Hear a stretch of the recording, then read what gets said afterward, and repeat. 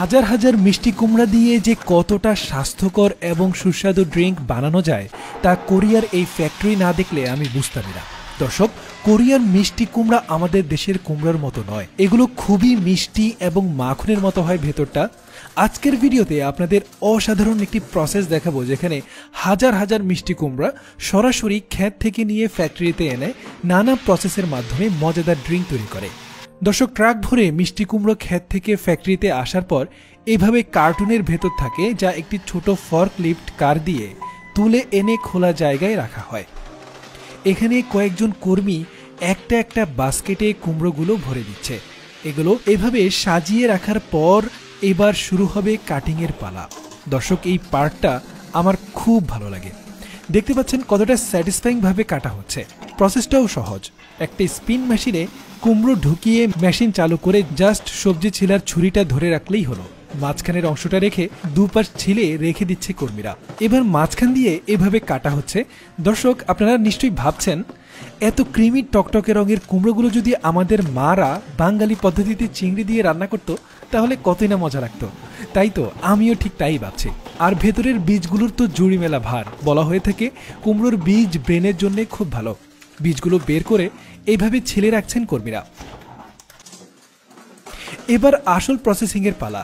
দর্শক, ভিডিওর এই পর্যায়ে আপনাদের জানিয়ে দেই, আমাদের ভিডিওগুলো দেখছে সামিয়া রহমান চাঁদপুর থেকে, রাসেল আহমেদ জাপান থেকে, জেসমিন বেগম ঢাকা নিকেতন গুলশান থেকে, সত্যব্রত কর্মকার ভারতের কলকাতা থেকে, শাহনাজ পারভিন ঢাকা মোহাম্মদপুর থেকে, আল আমিন সুদান মিশর থেকে, আব্দুল মোতাল্লেব ভারতের মুর্শিদাবাদ থেকে। দর্শক, আপনি কোথা থেকে ভিডিওটি দেখছেন অবশ্যই মন্তব্য করতে ভুলবেন না।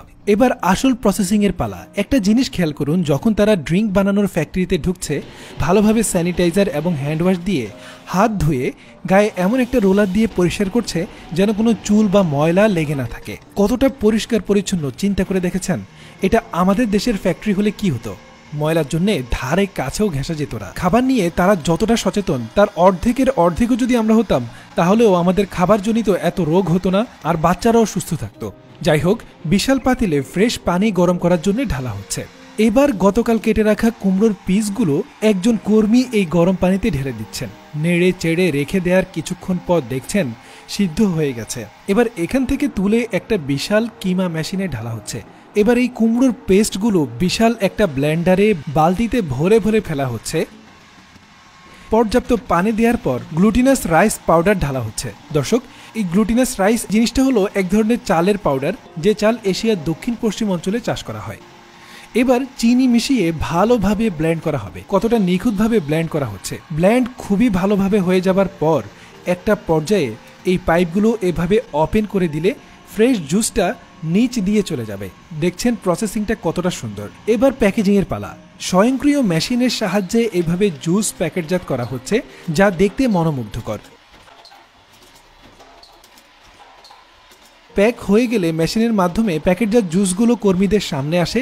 আর কোয়ালিটি চেকের জন্য এই দুজন কর্মী থাকেন, যারা চেক করে প্যাকেটগুলো থাকে একটা ট্রেতে সাজিয়ে আরেকটা মেশিনে ঢুকিয়ে দেন। দর্শক, এখানে আরেকটা জিনিস জানার বিষয় যে তারা প্যাকেটজাত করার পরেও এই ধরনের মেশিনে প্রোডাক্টগুলো ঢুকিয়ে পর্যাপ্ত সময় পর্যন্ত মেশিন অন করে রাখে। আর এই মেশিনের কাজ হচ্ছে সকল ধরনের জীবাণু যা আমরা চোখে দেখি না সেই জীবাণুগুলো সাফ করে ফেলা।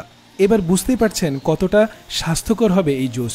অতঃপর বের করার পর এভাবে প্যাক করে বাজারে চলে যায় এই সুস্বাদু পামকিন জুস, যা খেতে যেমন মজা তেমনি তৎক্ষণাৎ শক্তি যোগায়।